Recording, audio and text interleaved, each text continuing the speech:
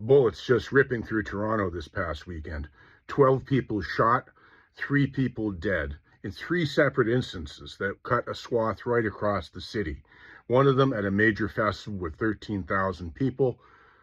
Thugs opened up and started firing at each other in different places throughout this crowded location. Now, when these things happen, I often get calls to go on media because of my experience and my history to explain what's happened right away and give my analysis. These are 2 interviews that I did right away. This one with national TV, the CTV News Network, followed up by a more local interview with CP24 in Toronto. So the first interview, I'm going to cover what are some of the national aspects of my analysis for this problem, and then I'll get a little bit tighter in the second interview, where I even predict that there will be arrests in a short period of time for these bad guys. Follow me along for this. Let me show you what the problems are. See if you agree. What happened to Toronto? With me now is former Toronto police officer and security specialist Ross McLean. Ross, so glad that you could be with us. So as we heard in Kamal's report, police are calling this a very complex investigation with multiple crime scenes. Talk to us about how they will go about conducting the investigations and looking for a motive.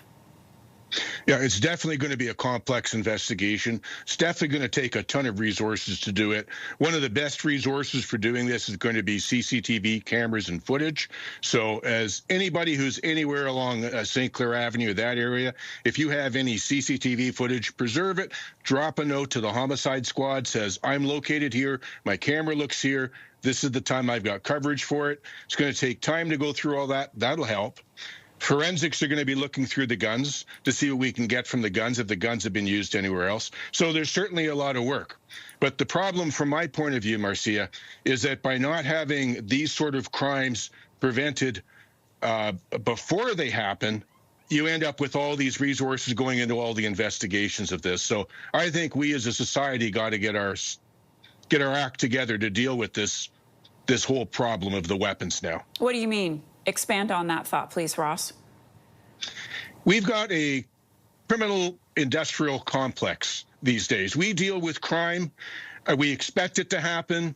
Police are praised as their arrests go up and more guns are seized, when in the truth, it used to be you would measure your success by the lack of crime.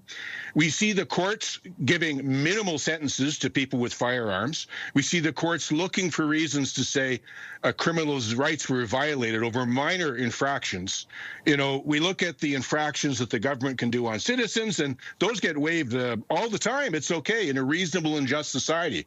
But in a reasonable and just society, you should not be able to walk around with a fully loaded automatic handgun and shoot it at people. That's one thing you can't have in a reasonable and just society. So I think that the courts, the prisons, the judges, the legislatures, they all play a role in this, because look at the gun violence on the weekend.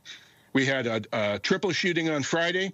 We had another double shooting on at the festival, and then we had another shooting down by the pier with more people injured with the carjacking.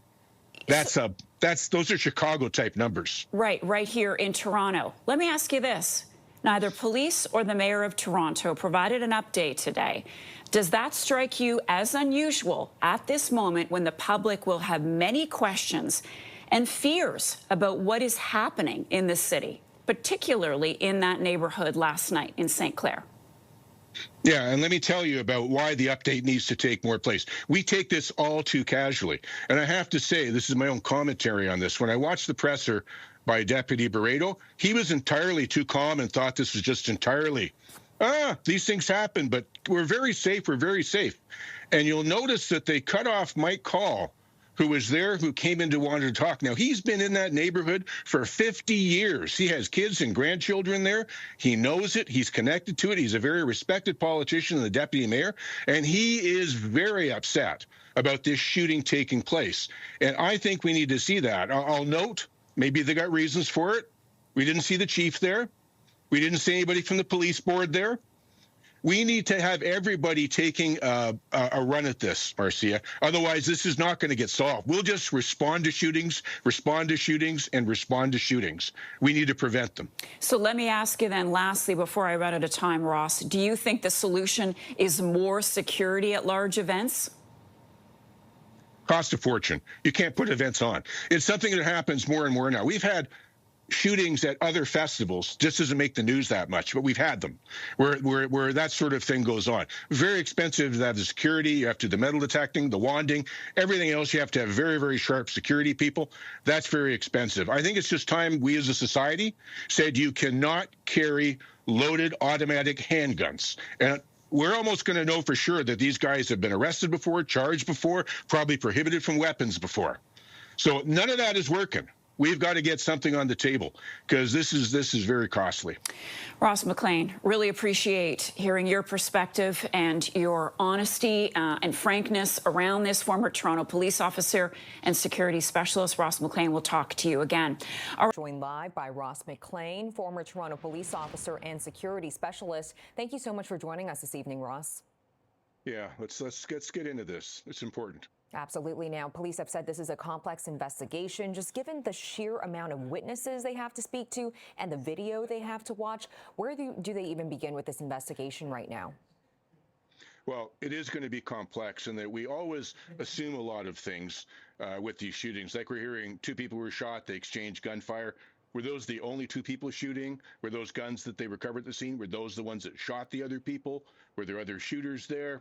I mean, were the guns and gangs are in on this? So were these a bunch of guys roaming around looking to find each other? When they find each other, they engage in the shooting. So there's a lot that still has to be nailed down. But the parts that we do know is we had people carrying loaded handguns, probably automatic handguns, and shooting them in a crowd of 13,000 people. And we cannot have that continue. The police are going to have to also work very hard with all of the CCTV that they're going to have to recover. And if anybody has any, preserve it, drop a line to the homicide squad, say, I've got pictures here, my camera looks this way at my store, put it out. They'll need that to also tie back and do all of the work necessary to convict someone when they get them. And I believe they will get the people in this. I believe they will get them. 2 gangsters looking for each other. Cops know who they are. Word's going to be out on the street about who died, who killed who. They'll find them. And like you mentioned, a lot of the conversation now is on how could something like this be prevented in the future? Typically in street festivals in Toronto, you don't have security screening. You can just go in and out. How could this be avoided in the future, or what kind of conversations need to be had? Well, even as Councillor Matlow mentioned there, I'm going to say this. We don't, and this is the way it's probably going to go. We're going to make it miserable on people who want to hold festivals, who want to enjoy their life in this community. We're going to have to pay hundreds of thousands of dollars for security, put up wanding, screening, all of these sort of issues, all because we make it far too easy to carry and bring in loaded automatic handguns into this country, into this city, and you can use them, and the penalties aren't that bad. I think we've lost it a bit as a society. We need to get the courts, the police, the mayors, the judges, the legislators, the prisons all on side and make it ridiculously expensive to your life if you carry a loaded handgun in the city. That's the best way to do it, so that the criminals are paying the penalty, not society, not society. Those are great people out on St. Clair. Great event every year. And all these changes that you mentioned will take a lot of time. It takes a lot of resources, but we do have festivals happening in Toronto as early as tomorrow, as early as next week. How will police be handling these festivals considering this violence that just took place?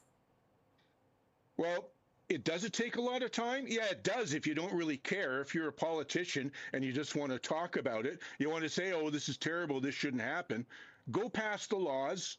Go put the things in place, make it so that these people pay a heavy penalty. You can do that.